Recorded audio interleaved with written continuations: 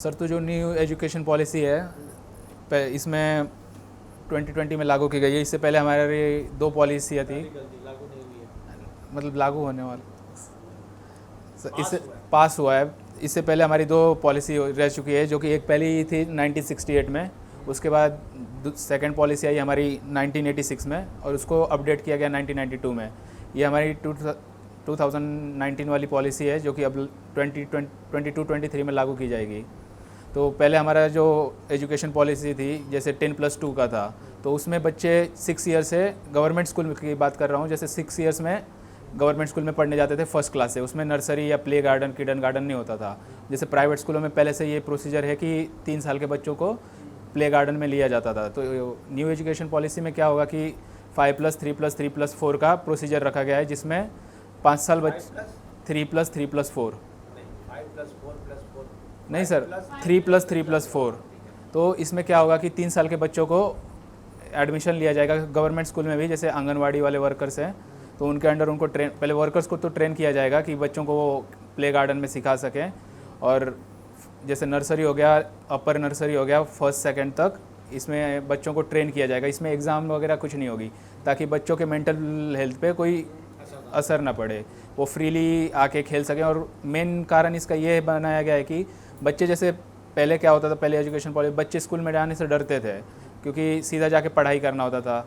इसमें क्या होगा कि बच्चे डरेंगे नहीं, उनको आदत लगेगी स्कूल जाने की।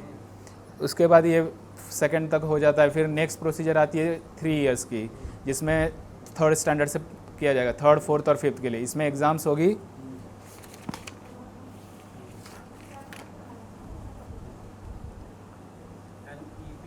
हाँ, NEP। पहला क्या बोला आपने? फर्स्ट पॉइंट, जो बच्चों को फाउंडेशन स्टेज होगा, जिसमें एग्ज़ाम्स नहीं होगी और बच्चों को मेंटल हेल्थ पे ज़्यादा असर नहीं पड़ेगा।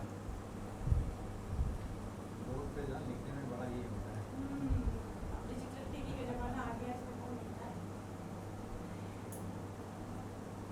इसमें एक चीज़ मैंने इसको इसलिए लिखा है ना, बच्चों के मेंटल हेल्थ की बात है, इसमें डिस्कशन करेंगे हम लोग। Okay sir.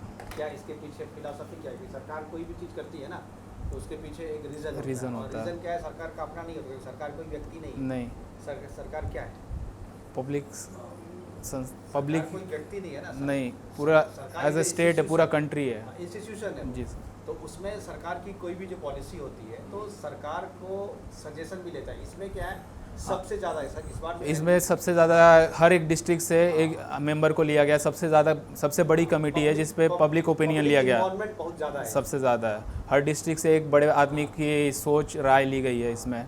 और इसके सर, ये कमेटी जो इसरो के पहले चेयरमैन कस्तूरी रंजन जी के, इनके अध्यक्षता, ओके सर, कस्तूरी रंगन, इनके अध्यक्षता और इनके परामर्श पे बनाई गई है पूरा। हाँ, परामर्श और अध्यक्षता, देखो टेक्निकली चीज समझो, परामर्श पे बनता है तो वो उसमें शामिल नहीं होते हैं। जी सर। अध्यक्षता में तो वो उसके शामिल। परामर्श जैसे मेरे परामर्श से बन सकती है कमेटी, लेकिन उसमें मैं नहीं रहूँगा, लेकिन जो हेड करेगा उसको, वो तो उसमें रहेगा ही नहीं। 15 सदस्यीय कमेटी बनी थी, जी सर। उसमें हेड कर रहे थे कस्तूरी रंजन सर। जैसे मैंने बताया कि ये 5 इयर्स का ये प्रोसीजर था। जैसे 3 साल के बच्चों को ये प्राइवेट स्कूल में भी डाला जाएगा। फिर सेकंड प्रिपरेटरी स्टेज आता है, जिसमें 3 साल के लिए बच्चों को प्राइवेट स्कूल में डाला जाएगा, नहीं समझा?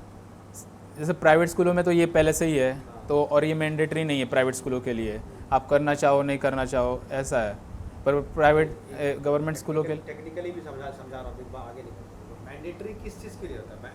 तुम्हारा बच्चा प्राइवेट स्कूल में पढ़े या सरकारी स्कूल में पढ़े, वो 3 साल में भेजो या 5 साल में भेजो, ये मैंडेटरी कोई कर सकता है क्या? नहीं, तो यही बोल रहा हूँ सर, मैंडेटरी नहीं है। नहीं, तो इसमें मैंडेटरी क्या है? प्राइवेट स्कूल पे तो तुम्हारी पॉलिसी नहीं चलती है ना, क्योंकि संविधान का एक आर्टिकल जो है, किसी भी स्कूल या किसी भी प्राइवेट संस्थान को अपना प्रबंधन करने के लिए, उसने बताया था ना, अपना प्रबंधन करने के लिए उसको राइट्स, वो क्या करेगी नहीं करेगी उसके ऊपर है, लेकिन उसको केवल संविधान की मूल भावना का ख्याल रखना। तो ये जो एजुकेशन पॉलिसी है, ये एजुकेशन पॉलिसी सरकार ने जो बनाया है, एक गाइडलाइन दिया है सरकार। अभी है ना कि कैसे इम्प्लीमेंट होगा ये अभी नहीं है, नहीं, अभी एक फ्रेमवर्क तैयार। चलो आगे। सेकेंड स्टेज में एग्ज़ाम स्टार्ट हो जाएंगे थर्ड स्टैंडर्ड से, 3rd to 5th तक। क्या रहेगा तब? एज बच्चों का रहेगा 6 इयर्स। 6 ईयर से ये लेना है। जी सर। तो इसमें एक्टिविटी बताई, एक्टिविटी प्लस स्टडी होगा। जैसे बच्चों को पहले से ही खेलने पे भी ध्यान दिया जाएगा, साथ में उसके स्टडी पे भी ध्यान दिया जाएगा। पहले क्या होता था कि नहीं, सिर्फ स्टडी पे ही ध्यान देना है, एक्टिविटी वगैरह के मार्क्स इंक्लूड नहीं होते थे। तो इसमें एक्टिविटीज़ के भी मार्क्स इंक्लूड होंगे, और जैसे फ्रेंड्स वगैरह है वो भी हमें उनके सजेशन के भी मार्क्स ऐड किया जाएगा। टीचर्स का भी ये रहेगा कि टीचर्स हमें कितना मार्क्स देते हैं, एक स्टूडेंट दूसरे स्टूडेंट को भी हाँ मार्क्स देगा, जज जज करेगा। और इसमें क्या होगा कि मदर टंग में, मतलब बच्चों को अपने मदर टंग में ही पढ़ाया जाएगा। और मतलब 2 इंडियन लैंग्वेज कंपलसरी है, एक फ़ॉरेन हो सकती है। जैसे 2 मदर टंग होगी, मतलब स्टेट में एक उनकी मदर टंग, एक अनदर लैंग्वेज प्लस एक फ़ॉरेन लैंग्वेज। फॉरेन लैंग्वेज में इंग्लिश हो गया, फ्रेंच हो गया। इंग्लिश अगर रहेगी तो दूसरी नहीं ले सकते, और दूसरी ले ली तो इंग्लिश नहीं लेंगे, पर मदर टंग रहेगी। मैंडेटरी नहीं है। हाँ, जैसे आप अगर अंग्रेजी में, जैसे प्राइवेट स्कूल अंग्रेजी मीडियम में पढ़ाना चाहता है और वो किसी लैंग्वेज को नहीं आगे बढ़ा रहा, जो चाहता मलयालम में नहीं पढ़ाना, अंग्रेजी में पढ़ाए, तो वो मैंडेटरी नहीं है कि आपको पढ़ाना ही पड़ेगा। आप अंग्रेजी मीडियम से भी पढ़ा सकते हो। पुरानी व्यवस्था जो है वो बनी रहेगी। उसमें आपको एक एडिशनल सुविधा दिया जाएगा कि आप अगर जो अपना रीजनल लैंग्वेज है उसको यूज़ कीजिए, मैथिली में, बंगाली में, मलयालम में, तेलुगु में, कन्नड़ में अगर आप पढ़ाना चाहते मराठी हैं हो गई, तो आप पढ़ा सकते हैं, ताकि भाषा जो है वो बैरियर ना बने। जो बच्चे अंग्रेजी नहीं जानते हैं तो इसका मतलब ऐसा नहीं कि वो टैलेंटेड नहीं है। देखिए, बच्चों की जो उम्र होती है ना, कम 3 साल से 2 साल से जब आप प्ले स्कूल में भेजते हैं, तभी से लेकर के 8-9 वर्ष तक वो इतना ज़्यादा, मतलब उसका दिमाग तेज़ी से चलता है। ये साइंटिफिकली प्रूव है कि वो बहुत तेज़ी से सीखता है। तो सीखता क्या, उसका इंटरेस्ट जिस चीज़ में रहेगा उसमें, तो आप उसका इंटरेस्ट है खेलने में, उसका इंटरेस्ट है गाने में, उसका इंटरेस्ट है लिखने में, उसका इंटरेस्ट है स्पोर्ट्स में, और आप उसको क्या दे रहे हो, बेटा ABCD पढ़, ए फॉर एप्पल जो है वो तुमको करना ही पड़ेगा। अगर ये नहीं करोगे तो फिर तुम्हारा समाज में जो है स्टेटस जो है कम हो जाएगा। सर, जैसे आपने एक दिन कहा था कि आपकी बेटी के साथ आपको बैठ के बातचीत करना अच्छा लगता है, कि सिटी में आपने देखा है कि हाँ बच्चे पहले से ये कर लेते हैं, जबकि गांव में ऐसा नहीं हो पाता। तो यही इम्प्लीमेंट करने के लिए गवर्नमेंट ने इसको लागू, मतलब ये पूरा प्रोसीजर बनाया गया है। 3rd स्टेज में होगा, मिडिल स्टेज होता है, जो इसमें 6, 7, 8 आएगा। तो इसमें कई सारे सब्जेक्ट्स रखे गए हैं, जैसे कंप्यूटर कोड सबको सिखाया जाएगा, फिर वोकेशनल और टेक रहेगा। तो टेक में क्या हो, कोड नहीं कहते उसको, कोडिंग कहते हैं। कोडिंग, हाँ कंप्यूटर कोडिंग में शॉर्ट में लिख दिया सर, सॉरी। टेक में क्या होगा कि बच्चों को पहले से ही आइडिया दिया जाएगा कि सिलाई की, बढ़ई, जैसे कारपेंटर वगैरह का काम वो भी सिखाया जाएगी, ताकि आगे जाके बच्चे, हाँ वोकेशनल, हाँ तो ताकि आगे जाके जैसे इंडिया फेस करता है कि स्किल वर्कर्स नहीं इंडिया में, इससे क्या होगा कि बच्चों को पहले से ही आदत रहेगी, तो वो आगे चल के और स्किल्ड हो जाएंगे। और साइंस जैसे सब्जेक्ट्स है तो बच्चों को खुद चूज़ करने को मिलेगा कि हाँ मुझे साइंस पढ़ना है, मैथ्स पढ़ना है, मैथ्स में भी पढ़ना है तो एडवांस पढ़ना है। किस उम्र में और किस क्लास के बाद? ये 6 to 8 में है, और इसमें इंडियन लैंग्वेज भी है। इंडियन लैंग्वेज तो सारे ही मतलब 5+3+4 सब में ही ये है कि इंडियन लैंग्वेज लेना ही है आपको। अगली जो स्टेट आती है सेकेंडरी स्टेज, जिसमें 9 से 12 तक आएगा। पहले क्या होता था कि 10th और 12th का ही बोर्ड माना जाता था, तो अब 9 to 12 में क्या होगा कि 8 सेमेस्टर कर दिए गए हैं, जो कि साल में 2 एग्ज़ाम हो गए, दोनों महत्वपूर्ण है। तो ऐसे टोटल 8 सेमेस्टर्स है, और 12 सारे ही इंपॉर्टेंट है। और इसमें बच्चों को जैसे पहले स्ट्रीम लेनी पड़ती थी कि मैं साइंस लूँगा, मैं आर्ट्स लूँगा, मैं कॉमर्स लूँगा, तो इसमें क्या कर दिया गया है कि आप अकाउंट्स भी ले सकते हो, आप साइंस का कोई सब्जेक्ट है वो भी ले सकते हो, फिर जैसे BA वगैरह में आर्ट्स के जो सब्जेक्ट होते हैं, हिस्ट्री वगैरह, आप वो भी ले सकते हो। इससे क्या होगा कि आगे चल के जो टीचर होता है कि एक ही स्ट्रीम से वो सिर्फ उसी सब्जेक्ट की नॉलेज देता है या उसी स्ट्रीम में पढ़ाता है। इससे क्या होगा कि टीचर जो है वास्ट नॉलेज दे सकता है स्टूडेंट्स को, उसको एरिया पता रहेगा कि हाँ मैंने ये एरिया में पढ़ा हुआ हूँ, तो सारा वो कनेक्ट करके एक ही बार में वो नॉलेज दे सकेगा। इससे बच्चों को भी फ़ायदा होगा। और ग्रेजुएशन में 4 इयर्स का कर दिया गया है। जैसे पहले हम स्ट्रीम लेते थे कि BA करना है मुझे, तो 4 इयर्स था सर पहले 3 इयर्स था, ग्रेजुएशन 3 इयर्स तक का रहता था। 12 अभी भी जो है 4 इयर्स ये है, पिछली बार भी 4 ही था। मतलब ऑनर्स के बाद जो है आप ग्रेजुएशन के बाद ऑनर्स होता था, और ऑनर्स के बाद फिर PG। हाँ तो हाँ तो इसमें क्या कर दिया, जैसे BA, BSc, BCom करना पड़ता, तो इसको कैंसिल कर दिया गया है। और MPhil जो होता था, इस ग्रेजुएशन के बाद हमें MPhil करना पड़ता था अगर हमें PhD अप्लाई करनी है तो ये MPhil भी पोस्ट ग्रेजुएशन के बाद तो EM को भी कैंसिल कर दिया गया है। अब ग्रेजुएशन में कैसा है कि पहले हम जैसे बच्चे होते थे गांव के कि पहले ईयर पढ़ लिया फिर छोड़ देते थे घर के काम काज के वगैरह, तो उसमें उनको अगर फिर से पढ़ना होता तो स्टार्ट से फिर से पढ़ना पड़ता था। इसमें एक सिस्टम ये अच्छी है कि सरकार ने 4 स्टेप बनाया हुआ है। तो पहले स्टेप अगर आप फर्स्ट ईयर क्वालिफाई करते हो तो आपको सर्टिफिकेट दिया जाएगा कि आपने फर्स्ट ईयर कंप्लीट किया है, आप इतना टैलेंटेड हो। सेकेंड ईयर हो जाएगा तो ग्रेजुएशन का डिप्लोमा मिल जाएगा, उसके बेस पे भी आप जॉब कर सकते हो। थर्ड ईयर में ये हो जाएगा कि थर्ड ईयर जैसे हम करके जॉब वगैरह करते थे या गवर्नमेंट जॉब्स के लिए अप्लाई करते थे। तो आपने तैयारी की है मुझे, और कोई जो है तो मुझे समझा सकता है या फिर उसके मैं सवाल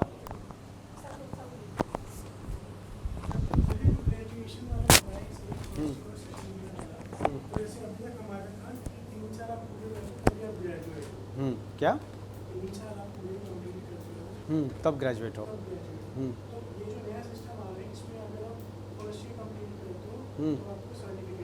हाँ हाँ डिप्लोमा मिलेगा। हाँ हाँ इसका क्या फ़ायदा है?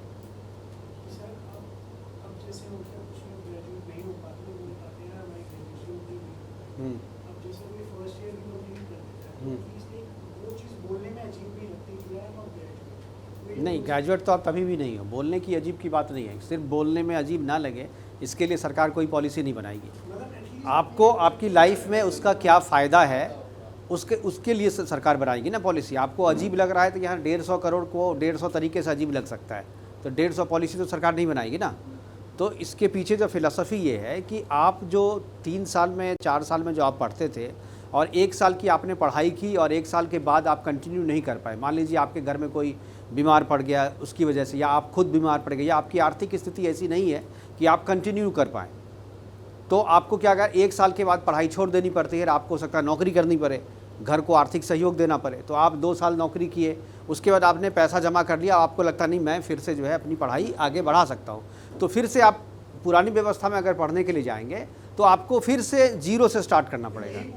हाँ हाँ हाँ, तो जीरो से आपको नहीं स्टार्ट करना पड़ेगा। 1 साल का जो आपको डिग्री मिल गई है तो आप वहाँ से कर सकते हो। जैसे अभी पुरानी व्यवस्था में क्या है, जर्नलिज्म की डिग्री जो डिप्लोमा किए हुए है उसको डिग्री में लैटरल एंट्री मिलती है ना। यूनिवर्सिटी में भी व्यवस्था है, आज से नहीं अब शुरू से ही है कि 1 साल का जिसने भी डिप्लोमा किया है वो अगर डिग्री करना चाहता है तो 1 ही साल में डिग्री मिल जाती है उसको जर्नलिज्म की। तो यही व्यवस्था है। दूसरी चीज़, हाँ पूछिए। तो इसके बीच में जो गैप है, जैसे फर्स्ट ईयर कंप्लीट किया, सेकंड ईयर में जो गैप होगा, हाँ सेकंड ईयर करने का, हाँ उसका कुछ रखा है लिमिट? नहीं, वो लिमिटलेस है। यही तो खूबसूरती है। मेहुना पिक्चर देखी आपने शाहरुख खान की? मेहुना हाँ होता है तो होता गवर्नमेंट हाँ शुरू से नहीं करता, वो सीधा आके उनकी क्लास में बैठ जाता है ना, थर्ड ईयर में सेकंड ईयर में।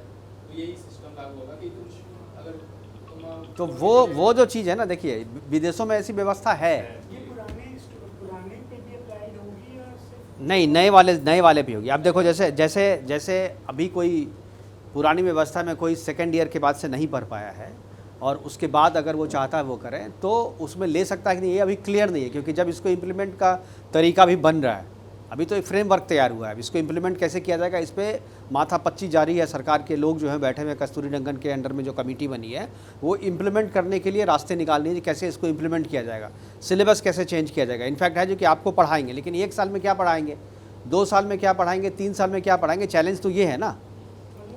हाँ हाँ हाँ 5 साल में नहीं, अब आपको जो है 4 ही साल में आपको कंप्लीट हो जाएगा वो, और गैप करके भी पढ़ सकते हैं आप। हाँ, गैप करके पढ़ सकते हैं। और गैप में जो आपको अब अगला सवाल आपका ये होना चाहिए, जो मान लीजिए किसी ने 1 साल की पढ़ाई की, किसी ने 2 साल की पढ़ाई की, किसी ने 3 साल की पढ़ाई, लेकिन जो मकसद क्या है पढ़ाई का, डिग्री लेने का मकसद ये है कि हमें नौकरी मिले। तो क्या नौकरी में अप्लाई करने में वो 1 साल का जो सर्टिफिकेट है, 2 साल का डिप्लोमा और 3 साल की डिग्री, क्या ये काम आएगा? काम आएगा तो कैसे आएगा? क्या तीनों इक्विवेलेंट है? ये सवाल होना चाहिए आपका। तो ये तीनों तो इक्विवेलेंट नहीं है। नेचुरली आप 1 साल जो पढ़ेगा, जो 2 साल पढ़ेगा, जो 3 साल पढ़ेगा, तो नेचुरली जो है वो बराबर तो नहीं है। लेकिन क्या है, सरकार अब ये व्यवस्था कर रही है, जो 1 साल अगर आप पढ़ के आए हैं तो कुछ जो वैकेंसियाँ हैं वो उसके जैसे होता है ना, अभी 10th पास के लिए निकलता है, 12th पास के लिए निकलता है, तो 11th के लिए भी निकलेगी। लेकिन अगर आप यूपीएससी करना चाहते हैं, बीपीएससी करना चाहते हैं, जिसमें ग्रेजुएशन मांगता है, जो क्वालिफिकेशन क्या है, जो आपको ग्रेजुएट होना है, तो ग्रेजुएट होने के लिए तो आपको 3 साल करेंगे तभी वो करेंगे। तीसरा जो अलग से जो एक फ़ायदा है ये में, जैसे इसने कहा कि उसने बैरियर हटा दिया है इसमें कि आप साइंस ले रहे हो, आर्ट्स ले रहे हो, कॉमर्स ले रहे हो, ये बैरियर हट गया। तो बैरियर जो हट गया, इससे फ़ायदा क्या होगा, एक बच्चा जो है जिसको ज्योग्राफी में इंटरेस्ट है और फिजिक्स में इंटरेस्ट है और अकाउंटिंग भी वो चाहता है पढ़ना, ये कॉम्बिनेशन अभी नहीं पढ़ सकते आप। अभी आप क्या करोगे, अभी आप अगर तुम ज्योग्राफी पढ़ना है तो पहले आर्ट्स से कर लो, उसके बाद आपको फिजिक्स पसंद है तो आपको फिर बीएससी भी करना पड़ेगा। यानी आपका टाइम कितना गया, 3 साल, फिर 3 साल 6 साल, फिर आपको लगता है अकाउंट से होना है, फिर 3 साल 9 साल आप पढ़ते ही रहोगे। लेकिन उसका कोई फ़ायदा कुछ नहीं, क्योंकि डिग्री का महत्व तो एक ही है, चाहे आप बीएससी करो, चाहे बीकॉम करो, चाहे बीए करो, तो तीनों का डिग्री का महत्व अब एक ही है। लेकिन अब क्या है, अब बीएससी, बीकॉम और बीए नहीं डिग्री मिलेगा, आपको ग्रेजुएशन की डिग्री मिलेगी। आप ग्रेजुएट हो गए और पोस्ट ग्रेजुएट हो गए, अगर जैसे एमए कहते हैं ना, एमए, एमएससी, एमकॉम, तो उसके बदले में आपको ग्रेजुएशन और पोस्ट ग्रेजुएशन की डिग्री मिलेगी और उसी के इक्विवेलेंट जो आप चीज़ होगे। इससे समाज को क्या फ़ायदा होगा, सरकार कोई भी चीज़ करती है तो मास के लिए करती है, जो समाज को क्या फ़ायदा होगा, आप बताइए समाज को क्या फ़ायदा होगा इससे। जॉब्स मिलने में नहीं, जॉब मिलना तो आपका फ़ायदा है, समाज को क्या फ़ायदा है, आप बताओ। सर बच्चे एजुकेटेड होंगे, उन्हें मतलब अच्छी एजुकेशन मिलेगी तो आगे जाके समाज को फायदा है। नहीं, वही बता रहा हूँ क्या फ़ायदा। सर पूरे देश में लिटरेसी रेट तो एक तो बढ़ जाएगा इससे, हम्म। और दूसरे कि जितने नहीं, आप बहुत बेसिक गलत है। लिटरेसी रेट इससे नहीं, जो आदमी ग्रेजुएट कर रहा है वो लिटरेट तो है ना, हाँ जी, तो अभी भी लिटरेट है। नहीं, मतलब लिटरेसी लिटरेट का मतलब क्या समझते हैं, पहले ये बताइए। ऐसे सर मतलब स्किल, जो स्किल लेवल है। नहीं, स्किल्ड एंड लिटरेशन दो, मैं इसीलिए बोलता हूँ पत्रकार को क्लियर होना चाहिए। या आम आदमी चाय वाले की तरह भाषा में बात मत कीजिए। लिटरेट होने का मतलब क्या है, जो लिखना जानता, पढ़ना जानता, लिटरेट है। चाय वाला भी लिटरेट है, वो ग्रेजुएट नहीं है। पढ़ा लिखा होना, समझदार होना और डिग्री वाला होना, तीनों अलग अलग चीज़ है, समझ गए। हाँ सर, जैसे पहले सिलेक्शन और सॉर्टिंग वाला प्रोसेस था, हम्म। तो वो हट जाएगा और अब ये प्रोसेस से बच्चों नहीं, आप मेरा सवाल नहीं समझ रहे। मैं बोल रहा हूँ समाज को क्या फ़ायदा होगा, आप बोल रहे ना ऐसा आदमी जाएगा समाज को। अभी तो सारा इंडिविजुअल अपना फ़ायदा बता रहे हो। सरकार जो कोई काम करती है इंडिविजुअल के फ़ायदे के लिए नहीं करती है ना। सरकार आपको भी समाज मानती है, हम भी समाज के अंग हैं, आप भी समाज के अंग हैं। लेकिन एक इंडिविजुअल जब सरकार के सिस्टम से पढ़ के निकलेगा तो वो समाज को क्या रिटर्न क्या देगा, समाज को क्या फ़ायदा होगा, मास में क्या फ़ायदा होगा। अच्छी पोस्ट पे मतलब जॉब कर तो पाएंगे, फिर तो आप करोगे ना जो समाज। तो बच्चे भी तो कर पाएंगे। तो अरे वही बच्चे तो, every child is an individual ना, हर एक बच्चे तो इंडिविजुअल है ना। जैसे आप सब पढ़ रहे हो यहाँ पे, आप सब पत्रकार बनोगे, सबका इंडिविजुअल फ़ायदा है अच्छे पत्रकार। इससे हमको क्या फ़ायदा, जैसे आप अगर अच्छे पत्रकार बन गए तो मुझे क्या फ़ायदा, मैडम को क्या फ़ायदा है। चाहे आप अगर अच्छे पत्रकार बने तो इसको क्या फ़ायदा है। काम तो सर समाज के लिए होंगे ना हमारे। वही तो मैं बोल रहा हूँ, बताओ मुझे ना, समाज को क्या फ़ायदा होगा, काम क्या होगा। सर कंट्री ग्रो करेगा। सर नेशनल एजुकेशन पॉलिसी में एक नई चीज़ आई है कि जो फोकस है वो इंडियन वैल्यूज और एथोस पे हो। तो अगर जिस हिसाब से एजुकेशन अभी तक चल रही है उसमें कहीं इंडियन के जो वैल्यूज हैं वो इम्बाइब नहीं किए जा रहे हैं। आप लोग देखो अपना एनालिटिकल पत्रकारों के पास मुख्य चैलेंज क्या है, अच्छा पत्रकार कौन होता है। पहले दिन जो सर आपको बता रहे थे, इसमें मेरा क्या है, वो क्या है आपका भाई। इसमें आइए तो सरकार ने पॉलिसी बनाई, आपको एक सांचे में रख करके एक प्रोडक्ट बना दिया।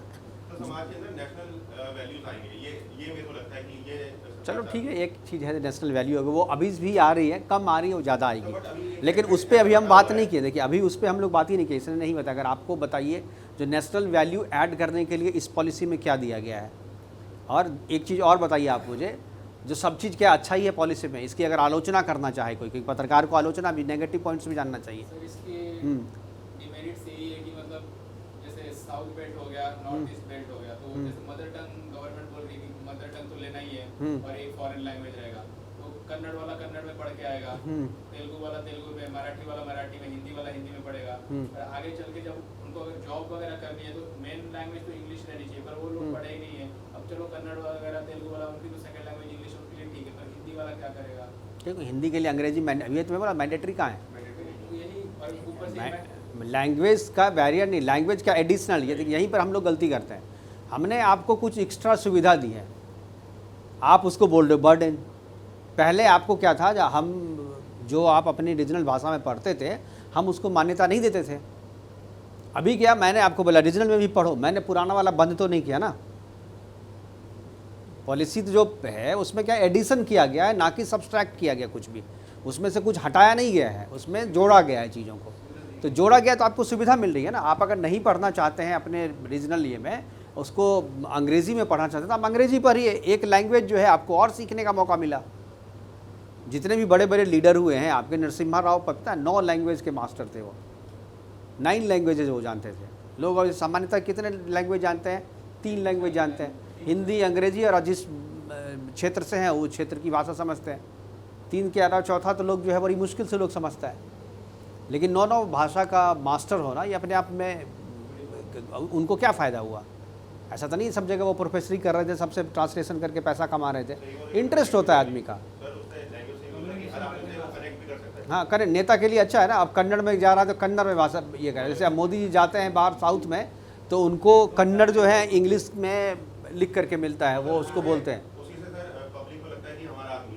हाँ नहीं, देखिए पब्लिक बेवकूफ़ नहीं है। पब्लिक को पता है कि कन्नड़ इन्हें नहीं आती है, वो प्रोनाउंसिएशन सही समझ जाते हैं, इन्हें नहीं है। लेकिन क्या है, हम आपकी भाषा का सम्मान कर रहे हैं। वो उसमें क्या ना, पॉलिटिक्स में क्या होता है ना, कुछ भी नेता बोलता है ना तो केवल उसका बोलने का अर्थ नहीं केवल यह, उसका एक मैसेज होता है।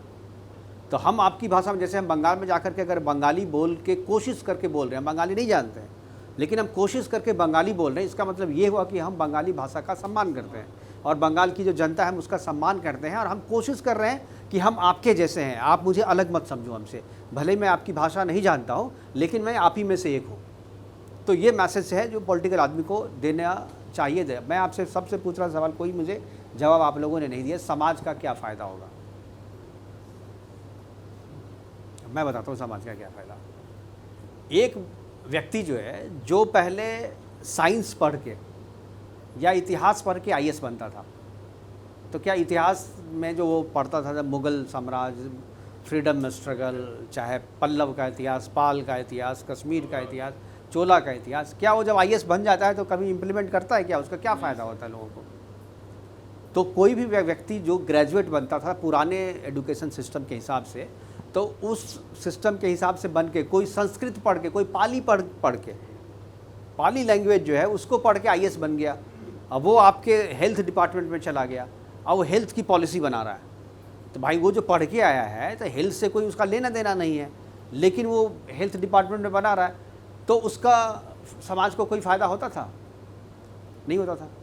लेकिन क्या है, ग्रेजुएशन कराने का पहले जो पॉलिसी में ये था वो था कि व्यक्ति के जो ग्रेजुएट होता है सोचने, समझने और विचारने की शक्ति को इतना डेवलप कर देता था, जो वो किसी भी चीज़ है, वो पॉलिसी ऐसा नहीं है कि जो हेल्थ सेक्रेटरी है उसका काम है नए दवा का ईजाद करना, डॉक्टरों को पढ़ाना, ये उसका काम तो नहीं है। उसको क्या है, जो सरकार ने जो हेल्थ की पॉलिसी बनाई उसको इम्प्रूव कैसे किया जाए, उसको जनता तक पहुंचाने के लिए, उस पॉलिसी की लाभ जो है का लाभ हर एक जनता को पहुंचे, उसके लिए क्या किया जाना चाहिए। ये सामान्य चीज़ होती है, ये आपके सोचने समझने की और चीज़ों को इम्प्लीमेंट करने की ताकत या विचार से आता है। तो ये विचार हम पुराने सिस्टम में जो पढ़ाते थे, जो ग्रेजुएट होता था उसको हम वो विचार देते, चाहे वो हिंदी से पढ़े, चाहे पाली से पढ़े, चाहे ज्योग्राफी से पढ़े, चाहे फिजिक्स से पढ़े। फिजिक्स वाला भी नहीं कर पाएगा वो, तो सबके लिए बराबर है। तो ये चीज़ करते थे हम। अब क्या होगा, अब इसमें इन्हेंसमेंट होगा। इन्हेंसमेंट क्या है, इसको अब और ज़्यादा हम लोग फोर्टिफाई कर रहे हैं, हम इसको और ज़्यादा बढ़ा रहे हैं। कैसे बढ़ा रहे हैं? एक जो IAS था, जो पहले केवल पाली पढ़ के आया था, उसको इंटरेस्ट था फिजिक्स में, लेकिन क्या था, जो सिस्टम ऐसा था कि भाई हम फिजिक्स पढ़ेंगे तो हमारा टाइम निकल जाएगा और हम कर नहीं पाएंगे कुछ भी।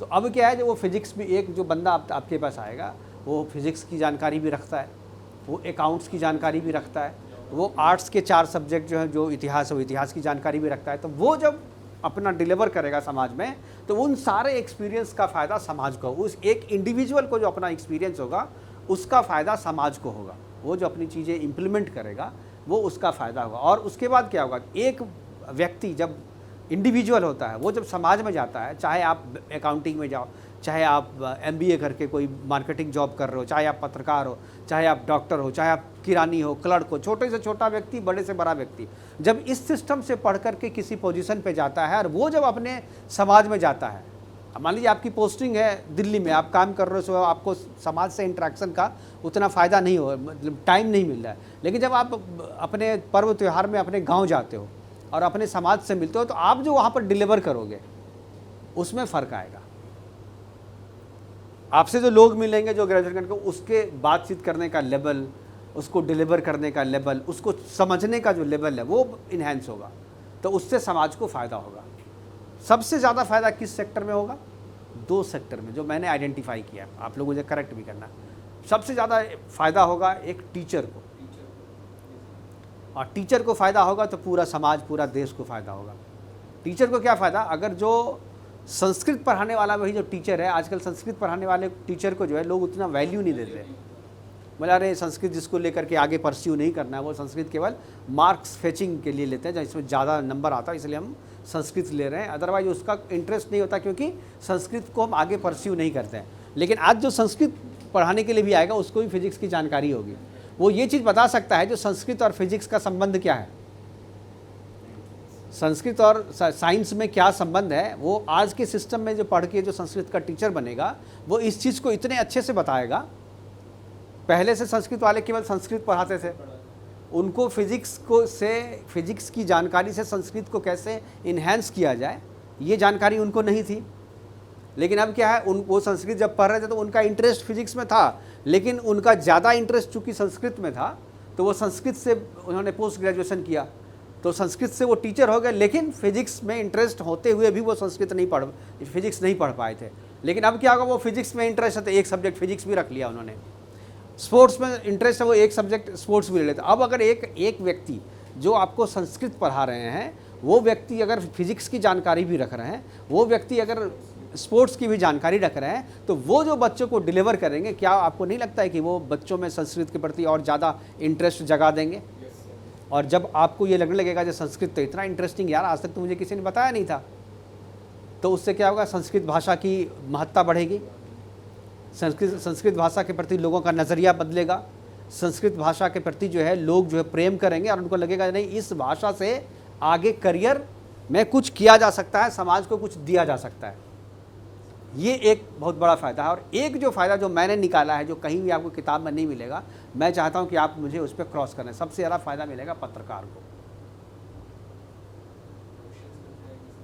नहीं, और पत्रकार आप बन के आ गए ये करके, और आज मैंने आपकी बीट दे दी जो भैया आज तुम जो है ये करोगे, तुम होम मंत्रालय, गृह मंत्रालय तुम्हारी बीट है। क्या जानते हो गृह मंत्रालय के बारे में? आप पुराने सिस्टम से जो पढ़ के आया था, क्या गृह मंत्रालय के बारे में क्या है? लॉ एंड ऑर्डर की जानकारी होनी चाहिए, आपको लॉ की जानकारी होनी चाहिए। ये एक आदमी जो सब पढ़े हो एक ही क्लास में, सब ने एक ही सिस्टम से पढ़ाई की है, लेकिन आपको मैंने गृह मंत्रालय दे दिया, उनको बोले तुम रेलवे कल से करोगे, तुम जो है एविएशन करोगे, तुम एजुकेशन करोगे, तुम महिला विकास करोगे, ठीक है? तो आप पुराने सिस्टम से पढ़ के आए तो क्या बोलोगे, सर मैं तो साइंस में थी, आप मुझे महिला विकास दे रहे हो, सर मुझे तो पढ़ना पड़ेगा लेकिन कर लूँगी मैं। तो आप क्या करोगे, एक्स्ट्रा थोड़ा टाइम दोगे महिला विकास पढ़ने का। फिर आप लोग यार मैं तो साइंस का स्टूडेंट था, आ गया फिर। हाँ हाँ, माइक आईडी दे दो, और अपने मोबाइल से ही करना चाहे, एक यूनिट कोई कैमरा मैन है एक्स्ट्रा ले लो ना, कैमरा ले लो, करना मोबाइल से। हाँ ले लो। तुम्हारे पास ये वाला नहीं है क्या? हाँ हाँ, अभी है सूरज के पास, उसको बोलो यार रोज ले। अभी किसी के पास है? तुम ऐसा करो ना, अपने मोबाइल से करना और एक यूनिट भी साथ में ले लो, ठीक है? कैमरामैन भी कोई इंटरनेट से बिठा दो उसको। क्या बोल रहा था मैं? हाँ, आप साइंस के ये हो, मान लो आप साइंस पढ़े हुए हो और आपको जो है दे दिया साइंस वाला ही, आपको बोला जो ठीक है आप साइंस एंड टेक्नोलॉजी जो मंत्रालय है वो आप कवर करोगे, तो आपको लगेगा चलो मेरे सब्जेक्ट का चीज़ है। लेकिन एक पत्रकार के लिए जो एक बंदा जाएगा साइंस टेक्नोलॉजी पढ़ने के लिए, कवर करने के लिए, और साइंस की जानकारी रखता है, लेकिन साथ में उसको जो है इतिहास की भी जानकारी है, तो वो अच्छा डिलीवर करेगा कि नहीं? आज से ये बताओ। जो महिला बाल विकास करने के लिए जाएगी और ये इसको कॉमर्स की भी जानकारी है और इसको साइंस की भी जानकारी है, तो ये जब बच्चों से सवाल, जो अधिकारी है उससे जब सवाल पूछेगी तो कोई भी घटना होगी तो उसको वो 3 एंगल से नज़रिए से देख पाएगी। अभी क्या है, अभी तो हमें सेट फार्मूला जब उसी हम देखते हैं। हमारा क्या है, जो हम उतना ज़्यादा अपना दायरा नहीं बढ़ा है, हमारा फलक बहुत छोटा है अभी। इस एजुकेशन सिस्टम से जो बच्चा निकलेगा ना, उसका फलक बहुत बड़ा होगा, वो समाज को बहुत ज़्यादा दे पाएगा। उसके सोचने, समझने, विचारने और ग्रहण करनी, तीनों चारों चीज़ों की जो है उसकी शक्ति जो है वो बहुत ही ज़्यादा इन्हेंस हो जाएगी। तो इससे समाज को फ़ायदा होगा। एक व्यक्ति जब किसी समाज में पढ़ लिख के आता है, अभी तो ऑलमोस्ट जो एजुकेशन रेट है बढ़ा है, तो हर एक समाज में लोग पढ़े, ग्रेजुएट तो हर एक गांव में भी मिल जाएगा। लेकिन हम जानते हैं हमारे दादाजी के टाइम में, हमारे जो जीजा जी हैं, उनके दादाजी गांव के पहले ग्रेजुएट थे। तो जब वो पहली बार मैट्रिक पास किए फर्स्ट डिवीजन से, तो उनको गांव वाले ने हाथी पर बिठा करके गांव में लाया था। तो आज ये बड़ा अजीब लगता है, लेकिन क्या उस टाइम में, अंग्रेज के टाइम में, कोई आदमी 10th करता था तो वो इतनी बड़ी चीज़ होती थी ना। 10वां पास किया इसने, 10th मैट्रिक किया, तो पूरे आज भी देखा जाए तो जो रिमोट एरियाज है, हाँ वहाँ जाओगे तो 12th पास आउट तो बहुत कम मिलते हैं। तो जैसे ग्रेजुएशन वाला कोई चला जाए तो हाँ ये पढ़ा हुआ है, ये पढ़ा हुआ है, हाँ, हाँ। होती है। हाँ होता है। तो अभी भी जो है, चूँकि देखिए अभी हमारे जो एजुकेशन रेट क्या है, एवरेज रेट क्या है? 23%। नहीं ज़्यादा है यार, इतना कम नहीं। मतलब ग्रेजुएशन पास वालों का 23%। हाँ, ग्रेजुएशन का रेट देखो, यही मतलब है जो आपको ना जैसे बिल्कुल 56%। हाँ 56% एजुकेशन रेट है। कौन से स्टेट है जहाँ पर 100% लिटरेसी है? नहीं, Kerala and all north east state, सारे नॉर्थ ईस्ट 100% है, 100% है। हाँ नॉर्थ में, केरला में भी 100% है। वो एक दो स्टेट होगा जो 98-99 में होगा, लेकिन 100% वहाँ लिटरेसी ऑलमोस्ट, जो जिसको 98% है तो आप उसको 100% ही मानो ना, आप 100% ही मानो। अब देखिए 75 से एबव अगर आपका समाज में लोग लिटरेसी रेट है वहाँ पे, तो आप 100 मान सकते हैं उसको, क्योंकि वहाँ पे जो परसेंटेज कम है ना, वो उनके जो बुज़ुर्ग होंगे, जो कभी उनको पढ़ाई से या समाज से होता है, वो आपसे भले ग्रेजुएट नहीं होंगे वो, लेकिन आपसे ज़्यादा अनुभव होगा उनको। तो इसलिए उनको भी आप जो है लिटरेट ही मानिए, और उनको हो सकता है लिखना पढ़ना नहीं जानता हो, लेकिन जिस एज में है, जितना अनुभव उन्होंने किया है, तो आपसे ज़्यादा समझदार होंगे वो। तो इसलिए मैं उसको 100% ही मानता हूँ। तो वहाँ पर भी जो है इस पॉलिसी से, चूँकि वो क्या है, पुरानी पॉलिसी से पढ़ के आए हैं, पुरानी पॉलिसी से पढ़ के आए हैं, तो आपके क्या है, ऐसा नहीं है। देखो इस पॉलिसी की सबसे अच्छी बड़ी खासियत ये है कि पुराने सिस्टम को टच नहीं किया गया, तोड़ा नहीं गया है। थोड़ा उसमें क्या इन्हेंस, जैसे पहले था 10+2 किया था, अब क्या है 5+3+3+4 किया गया। पहले आप 12 साल तक सरकार की निगरानी में पढ़ते थे, अब 15 साल तक आप पढ़ेंगे। बैरियर्स जो है, बैरियर्स को हटा दिया गया है, लैंग्वेज के बैरियर्स को बढ़ा दिया गया है। और सबसे अच्छी बात जो क्या है, जो कहते हैं ना, जो 10th के बाद या 12th के बाद पहले हम लोग क्या थी, ITI में जाकर के ट्रेनिंग लेते थे, याद है आपको ITI? तो वहाँ जाकर के आप इलेक्ट्रीशियन का, बढ़ई का, फ्रिज बनाने का, कार मैकेनिक का, ये सब की ट्रेनिंग लेते थे, और उसके बाद स्वरोजगार की तरफ आप जाते थे। ये चीज़ क्या है, आप यहाँ कब से ले रहे हो? 6th स्टैंडर्ड से आप क्या रहे हो, आप वोकेशनल कोर्स में ले रहे हो, और उसके मार्क्स जुड़ रहे हैं, और आपका क्या है, आपका इंटरेस्ट पता चल रहा है उससे, जो बच्चा का इंटरेस्ट क्या है। अगर बच्चा वहाँ पर, हाँ बच्चा अगर वहाँ 6th क्लास में देख रहा है जो मैकेनिक वाला चीज़ कर रहा है, इंजीनियर बनेगा, जरूरी नहीं है कि आप उसको मैकेनिक बना रहे हो, वो इंजीनियरिंग की तरफ उसका इंटरेस्ट ज़्यादा है, लेकिन किसी का इंटरेस्ट उसमें नहीं।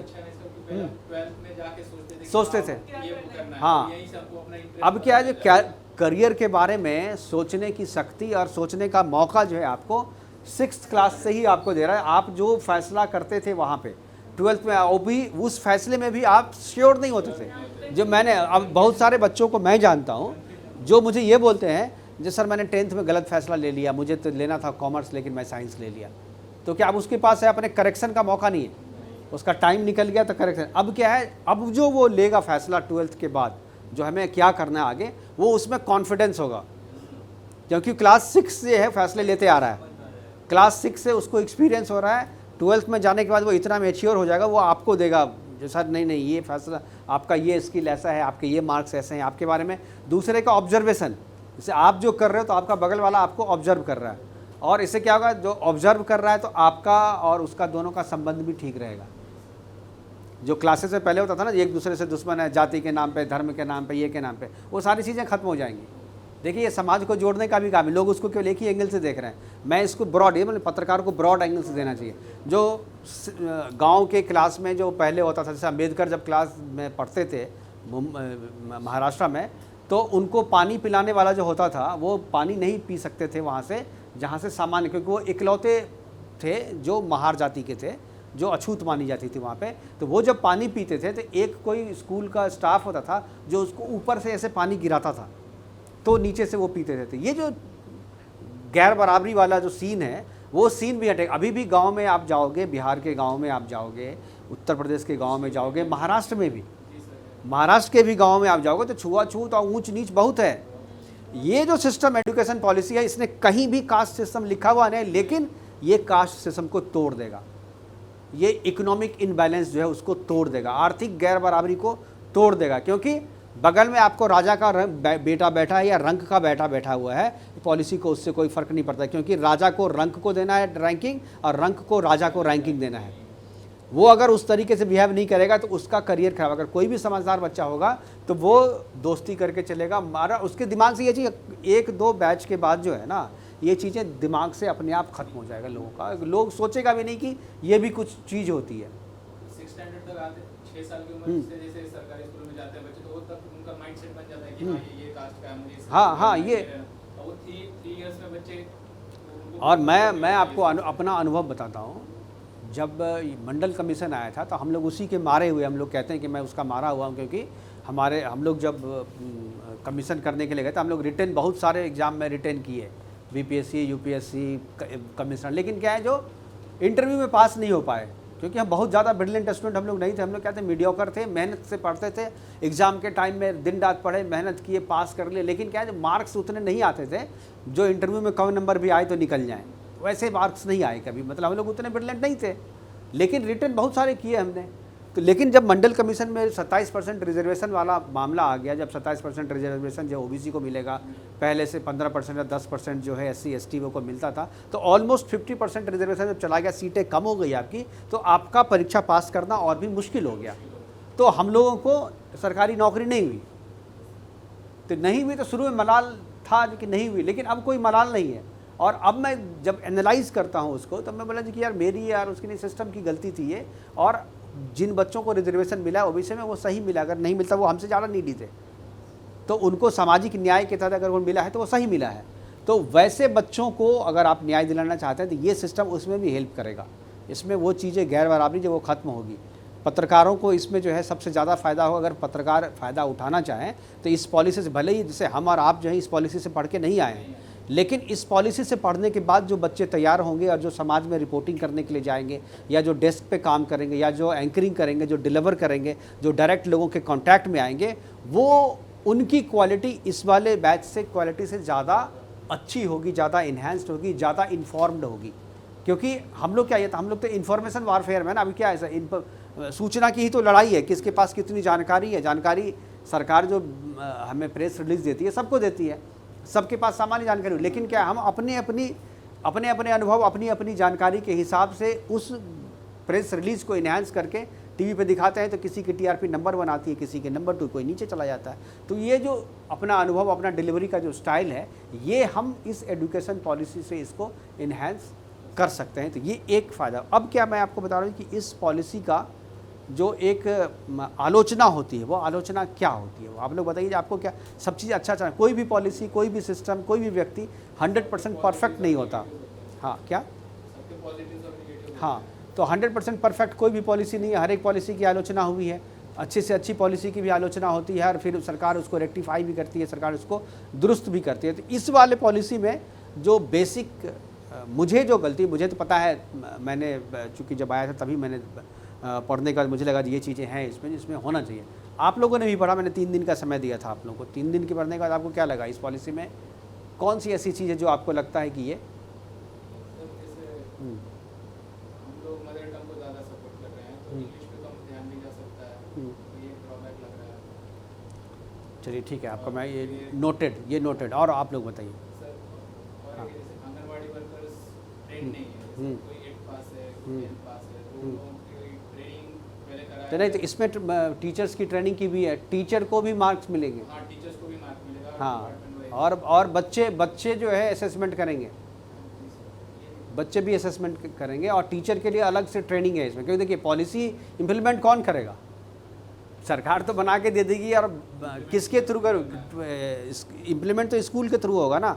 स्कूल में इम्प्लीमेंट कराने वाली स्कूल तो एजेंसी है, लेकिन पढ़ाने वाले कौन होंगे? वहाँ पे टीचर होंगे। तो टीचर को जब तक आप ट्रेंड नहीं करोगे, टीचर को नई पॉलिसी के हिसाब से आप उनको प्रशिक्षित नहीं करोगे, तो वो कैसे डिलीवर करेंगे? तो टीचर के लिए तो अलग से है, इसमें टीचर को भी ट्रेंड किया जाएगा, टीचर को और टीचर को तो अभी भी हालांकि है, ये टीचर को समय समय पे किया जाता है। टीचर्स ट्रेनिंग कॉलेजेस के अलावा बीच में भी टीचर को जो है ट्रेंड किया जाता है। लेकिन क्या है, अभी हमारे पास वो सिस्टम नहीं है कि हम सारे टीचर को ट्रेंड करें। और जो सबसे मूल बात है इसमें, बजट, पैसा। भाई पैसा इतना बड़ा चीज़ आप कर रहे हैं, तो आपकी जीडीपी का 6% एडुकेशन को देने का है। पहले अभी तक जो है 3% तक दिया जा रहा है, पिछली बार तो 3 से भी कम था, 2.8% समथिंग था ऐसा।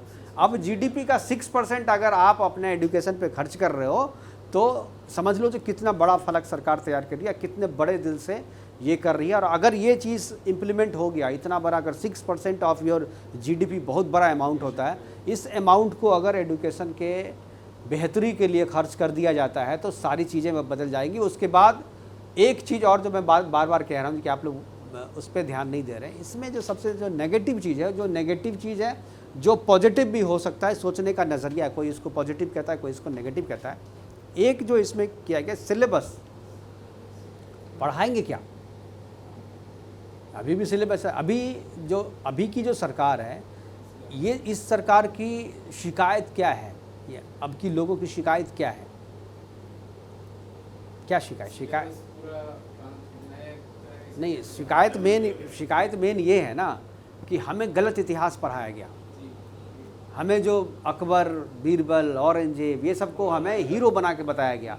टीपू सुल्तान को हीरो बना करके बच्चों को बताया गया, और जो असली हीरो हैं हमारे, उसको बिल्कुल जो है छुपा के रखा गया लोगों से, और लोगों को बताया नहीं गया। चैप्टर में अगर है भी तो इतना छोटा सा लिखा हुआ है, हाँ 2 लाइन 4 लाइन में। संभाजी कौन थे, तो संभाजी के बारे में आप सब सिलेबस में तो मिलेगा भी नहीं। शिवाजी के बारे में 1 पन्ना, औरंगजेब के बारे में पूरा चैप्टर। सर शिवाजी के बारे में तो बस शिवाजी, उनके पिता के हाँ, उनके बस। बेटे का नाम, सही भाई, बस। तो ये सब सारी चीज़ें जो थे, इतिहास हमें गलत पढ़ाया गया। इतिहास में पॉलिटिक्स जब एजुकेशन के सिलेबस में जाएगा तो वही हाल होगा, और इसी चीज़ की हम लोग लड़ाई लड़ रहे हैं, इसी का विरोध हो रहा है। तो ये जो इसमें किया गया है, एजुकेशन शिक्षा जो है क्या है, कंकरेंट लिस्ट में है, और कंकरेंट लिस्ट में है, यानी सरकार भी, केंद्र सरकार भी बना सकती है पॉलिसी, और स्टेट गवर्नमेंट। लेकिन जो स्टेट बोर्ड है, स्टेट बोर्ड के सिलेबस को केंद्र सरकार इन्फ्लुएंस नहीं कर सकती। अभी क्या है, अभी जितने राज्य हैं उतने तरीके के बोर्ड है ना। जैसे महाराष्ट्र में महाराष्ट्र बोर्ड है, बंगाल में बंगाल बोर्ड है, बिहार में बिहार बोर्ड है, उत्तर प्रदेश में उत्तर प्रदेश का बोर्ड है, नॉर्थ ईस्ट में नॉर्थ ईस्ट का बोर्ड है। यानी आप 10th और 12th तक जो आप पढ़ते हैं, जो हम कह रहे थे कि 10+2 यानी 12 साल तक आप सरकार की निगरानी में रहते हैं, तो किस सरकार की निगरानी में रहते हैं? आप राज्य सरकार की निगरानी में रहते हैं। और कुछ जो है जैसे CBSE और ICSE बोर्ड जो है, वो केंद्रीय बोर्ड है, तो वो केंद्र सरकार के। तो ये जो CBSE के जो स्कूल है, जो ICSE के जो स्कूल हैं, वो केंद्र में भी है, वो राज्य में भी हैं। और मैंने आपको पहले दिन ही बताया था कि देश को ये अपने आप में कोई जगह तो है नहीं। देश क्या है, भारत क्या है? भारत क्या है बताइए, भारत क्या है? Union of states. तो यूनियन में तो हर एक, तो बोलिएगा भाई तब तो यूनियन का कोई लिस्ट कैसे होगा? ये यूनियन ऑफ स्टेट है, तो भारत का अपना लिस्ट कैसे हो सकता है? भारत कहाँ है तब? तो भारत हर एक स्टेट में निहित है। जो सरकार की जो पॉलिसी बनती है, तो उसमें बहुत सारे मंत्रालय, जो जैसे रेल मंत्रालय, फाइनेंस मंत्रालय, रक्षा मंत्रालय, ये केंद्र ही करेगा, वो स्टेट में नहीं होगा इसका, ठीक है ना। तो उसकी पॉलिसी बनेगी। लेकिन वो पॉलिसी अगर मान लीजिए जैसे एजुकेशन है, एजुकेशन केंद्र में भी है, वहाँ भी है। एग्रीकल्चर केंद्र में भी है, स्टेट में भी है। तो पॉलिसी तो दोनों बना रहे हैं। तो भारत सरकार के पास तो खेत नहीं है ना, खेत तो राज्य सरकार के पास है, किसान तो राज्य सरकार का है। तो जो राज्य सरकार में जो किसान है, जो खेत को, वो हल जो चलाएगा, तो उसको बीज देने के लिए पॉलिसी सरकार केंद्र भी बना सकती है और राज्य बनाएगी। केंद्र सरकार जो बनाएगी, तो भाई तुमने उपजा लिया, भंडारण कौन करेगा? राज्य सरकार भी करेगी, केंद्र सरकार भी करेगी। समझ रहे हो ना? केंद्र सरकार, अगर राज्य फेल हुआ तो जिम्मेदारी किसकी है? केंद्र की है। इसीलिए केंद्र का तो महत्व है। मान लीजिए कहीं लॉ एंड ऑर्डर की स्थिति खराब हो गई, या कहीं आर्थिक, 2 तरीके की इमरजेंसी है ना। एक है आर्थिक इमरजेंसी, और तीसरा कौन है बताओ?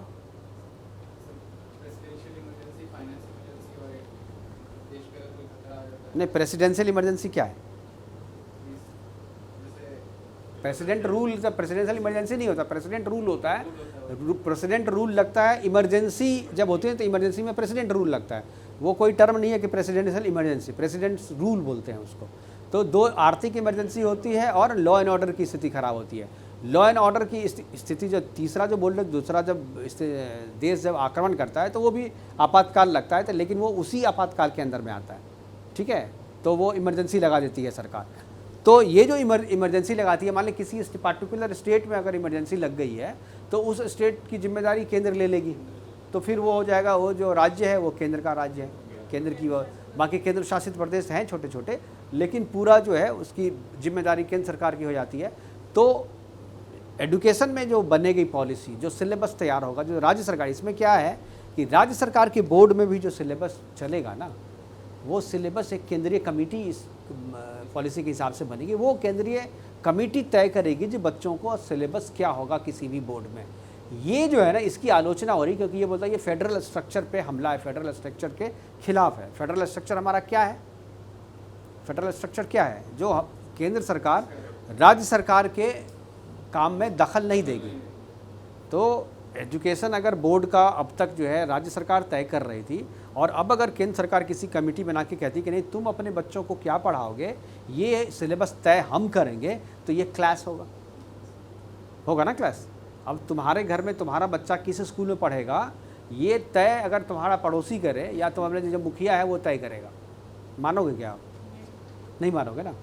लेकिन अगर ये कह दिया जाए कि नहीं मुखिया तय करेगा, लेकिन मुखिया जो तय करेगा उसमें हर एक घर का एक आदमी होगा, वो कमेटी बनाएंगे हम, और हर एक घर का से एक आदमी को लेंगे और सबकी सहमति से एक कॉमन बनाते हैं, ताकि सबका बच्चा जो है अच्छे से पढ़े, ताकि सबका बच्चा जो है वो एक, ऐसा नहीं जिसके पास पैसा नहीं है वो ये करे, चाहे जो देश प्रेमी है, जो देशद्रोही है। अब देशद्रोही या देश प्रेमी का अंतर हम लोग कैसे करते हैं? नहीं लिया जाएगा ना, वही तो बात है।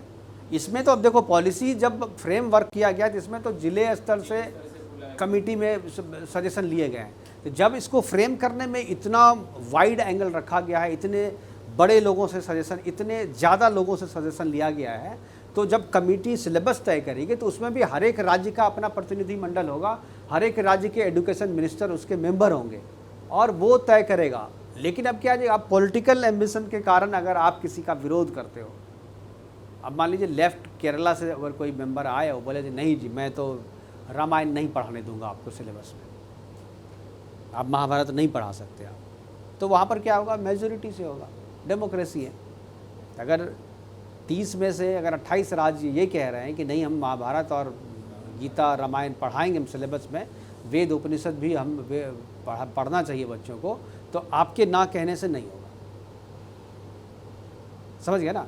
तो ये एक बड़ा है कि इसको सिलेबस को कैसे इम्प्लीमेंट किया जाएगा, क्या किया जाएगा, कैसे किया जाएगा, ये तो है। लेकिन सिलेबस को कैसे बनाया जाए ताकि सब कोई उसको एक्सेप्ट कर ले, ये नहीं है ना जी कि सिलेबस हमने बनाया, सिलेबस हमने पढ़ाया, 2 आदमी पढ़ रहे हैं, 2 आदमी फिर कोर्ट में जाएंगे, ये करेंगे वो करेंगे, तो वैसा नहीं। उससे निपटने के लिए एक सहमति जो एक आम सहमति जो है वो आम सहमति बनाने की कोशिश की जा रही है, और मुझे लगता है कि इस पर बनी जाएगी। कि ओवरऑल आप देखो सरकार किसी की भी हो, जो अधिकारी होते हैं पढ़े लिखे होते हैं, IAS होते हैं, तो वो अगर अनबायस्ड डिसीजन लेंगे तो इसमें किसी को आपत्ति नहीं होनी चाहिए, क्योंकि पढ़ना सबको है, सबका बच्चा है, IAS का बच्चा भी है और जो 4th ग्रेड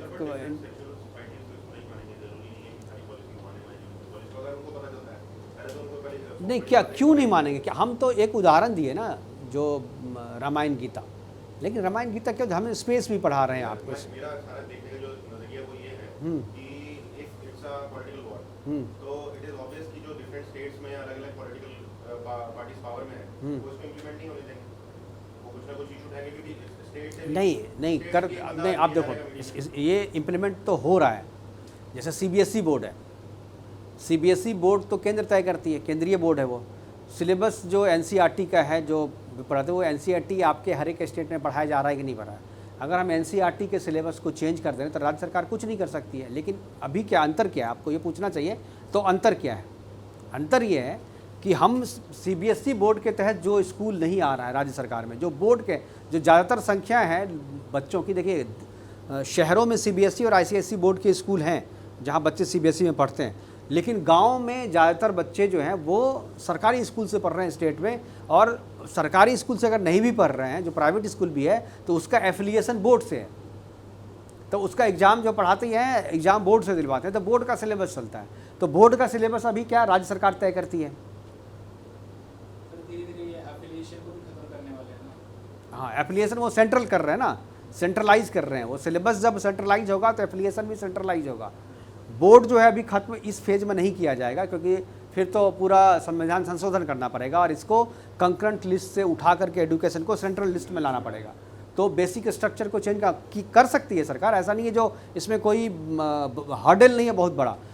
सरकार के पास मेजोरिटी है, सरकार चाहे तो कर सकती है, कंकरेंट लिस्ट से एजुकेशन को हटा के सेंट्रल लिस्ट में डाल देगी। सारी पॉलिसी केंद्र से बनाएंगे, मानना पड़ेगा आपको, लेकिन क्या है, इसका रिएक्शन बहुत बुरा होगा और इसका आर्थिक बोझ भी सरकार पे पड़ेगा, केंद्र सरकार पे। क्यों? क्योंकि फिर जब स्कूल का सिलेबस आप तय करोगे, स्कूल जब आपके अंडर में आ जाएगा, तो सारे जो टीचर्स हैं उसकी सैलरी आपको देनी पड़ेगी, सारे स्कूल का जो मेंटेनेंस है वो आपको देना पड़ेगा। अभी क्या है, वो राज्य सरकार कर रही है, राज्य सरकार का काम है। तो अल्टीमेटली घूम के वो सारे खर्चे जो हैं, वो राज्य सरकार का कमाई का साधन क्या है, टैक्स ही तो है, टैक्स का शेयर जाता है उनको। बाकी कोई प्राइवेट लिमिटेड कंपनी तो सरकार है नहीं, ना केंद्र सरकार है ना राज्य सरकार है जो अपना प्रोडक्ट बनाती है, बेचती है, अब फ़ायदा कमाती है और उससे अपना धंधा चलाती है, ऐसा तो नहीं है। तो जो भी है वो तो सरकार टैक्स के, हम और आप ही चला रहे हैं ना, टैक्स पेयर के पैसे से सारी चीज़ें हो रही हैं। लेकिन क्या है, डायरेक्ट बर्डन जो है फिर राज्य सरकार के स्कूलों का, टीचरों का लंबा, फिर क्या है, टीचर भी तय करेगी केंद्र सरकार।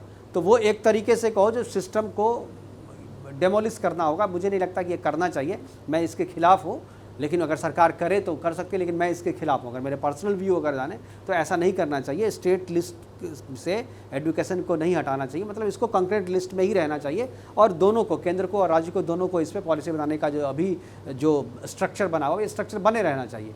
क्योंकि फिर अगर तोड़ देंगे ना तो बहुत सारी कॉम्प्लिकेशंस आएंगे। उसके लिए हमारा देश अभी देखो, यूरोप में कुछ भी होता है ना, छोटा सा, इतनी छोटी कंट्री है, जितना हमारा दिल्ली की राजधानी उतने में देश है, इससे भी कम आबादी वाला देश है यूरोप में। वो बोलता है अरे देखो वहाँ लॉ एंड ऑर्डर कितना। अबे तू अपने घर का लॉ एंड ऑर्डर देखेगा कि इतना बड़ा देश भारत में, तो कितना देश समा जाएगा दिल्ली में तू केवल, और तू अपनी तुलना हमसे कर रहा है।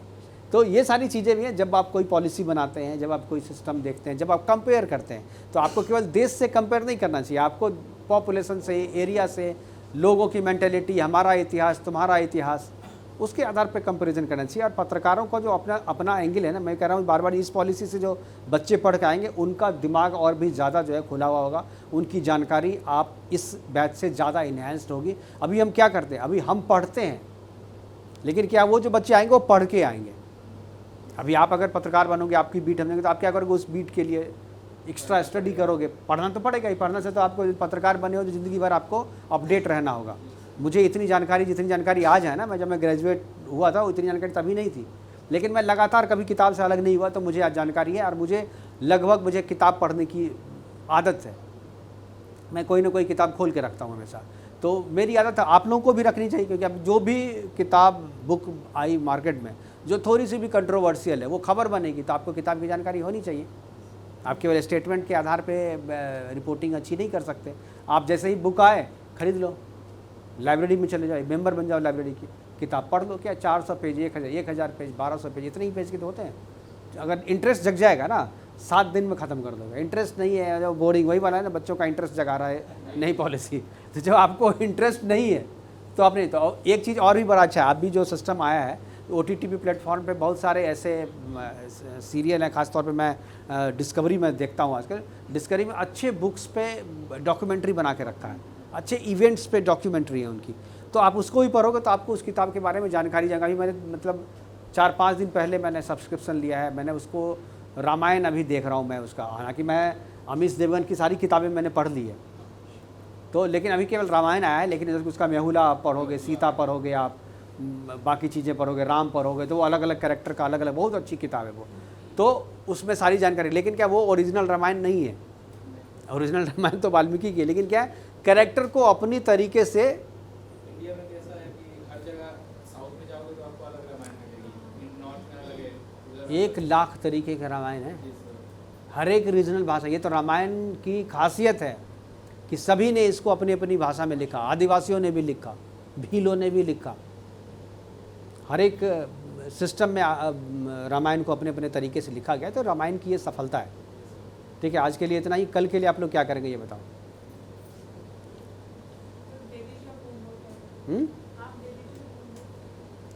देखिए एजुकेशन पॉलिसी तो आज ऑलमोस्ट मुझे लगता है कि आप लोगों को अब दिक्कत, हाँ सर आपने कहा था कि बच्चों की मेंटल हेल्थ पे भी डिस्कशन करेंगे। हाँ, तो वही मैंने बता तो दिया।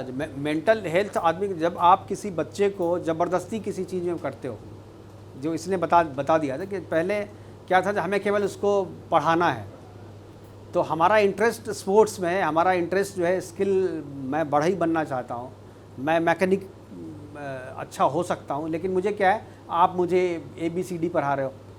तो हमारा जो मेंटल है, हर एक बच्चे का जब एक बच्चा पैदा होता है तो सबकी जो मानसिक क्षमता है वो एक बराबर होती है, चाहे वो गांव में पैदा हुआ है, चाहे वो शहर में पैदा हो, चाहे यूरोप में हो, चाहे अमेरिका में। क्योंकि जैसे मैं बाहर गया, जैसे मैं बाहर गया हूँ तो मैंने ये देखा कि जो इंडियंस होते हैं उनकी जो मेंटल कैपेसिटी होती है वो ऑलरेडी इतनी एनहांस होती है कि वो जैसे ब्रिटिशर्स होते हैं या अमेरिकन होते हैं, उनकी जॉब इजीली एक्वायर कर लेते हैं। तो क्या सर जो पुरानी एजुकेशन पॉलिसीज थी, जो एजुकेशन सिस्टम था, क्या वो पूरा फेलियर था? नहीं, मैं इसलिए कह रहा हूँ क्योंकि जो हम जैसा एडवांसमेंट करे जा रहे हैं तो उससे देखो, एक चीज़ बहुत अच्छा सवाल पूछा तुमने, इससे मैं तो मेरे पास टाइम की कमी है, लेकिन फिर भी मैं बता देता हूँ तुम्हें इसको। जो पुरानी एजुकेशन पॉलिसी और जो रीजनल, तुमने जो बार बोला जो लैंग्वेज जो पढ़ेंगे, इसका नेगेटिव, तुम्हारी चीज़ें बहुत हद तक सही है, लेकिन क्या है, जो हमने इस पॉलिसी में आपको ऑप्शन दिया है, अंग्रेज़ी का दरवाज़ा बंद नहीं किया है, चाइना ने बंद कर दिया। हाँ, तो चाइना ने जो बंद किया, उसमें तुम्हारा सवाल जवाब यही है कि चाइना का सबसे बड़ा ड्रॉबैक क्या है, विदेश में बड़ी नौकरियों पाने वाले एक भी चाइनीज़ नहीं मिलेगा तुमको, तुम्हें सारे इंडियंस मिलेंगे। क्यों मिलेंगे?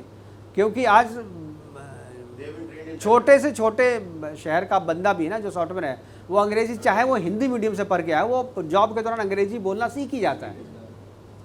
अंग्रेज़ी सीख गया तो वो अमेरिका में भी अप्लाई करेगा, क्या है, उसको समझ में आ रहा, भले वो बोल नहीं पा रहा है अमेरिकन के एक्सेंट में, लेकिन क्या है, जो समझने लायक बोल रहा है, काम उसका अच्छा कर दे रहा है, क्योंकि लैंग्वेज बैरियर नहीं है उसके लिए।